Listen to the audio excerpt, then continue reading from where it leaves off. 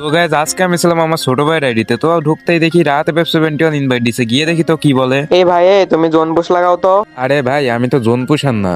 তো তুমি জোন পোষার না তাহলে কি তোমার মতো বট আবার জোন পোষার না? ভাই তুমি এমন ভাবে কথা বলো কেন? আমি কি তোমার কিছু বলছি? আমি তো বললামই আমি তো জোন পুষার না।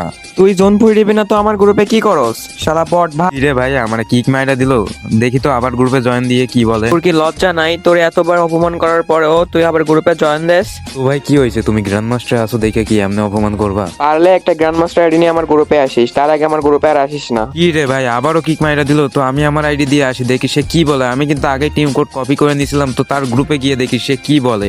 তো ফাইনালি কিন্তু তার গ্রুপে চলে গেলাম। আরে সাকিব ভাই তুমি আসলে কই থেকে? আমি আসলাম কই থেকে মানে? তুমি যারা এতক্ষণ অপমান করে কিক মারলা সেইটাই তো আমি। আরে সরি ভাই সরি, আমি বুঝতে পারি নাই যে এটা তুমি। তো আমি আর কাউরে কিক টিক দিব না। আচ্ছা ঠিক আছে। আর গাইস তোমাদের যদি ভিডিওটা ভালো লেগে থাকে তাহলে সবাই ভিডিওটিতে লাইক এবং সাবস্ক্রাইব করে দিও।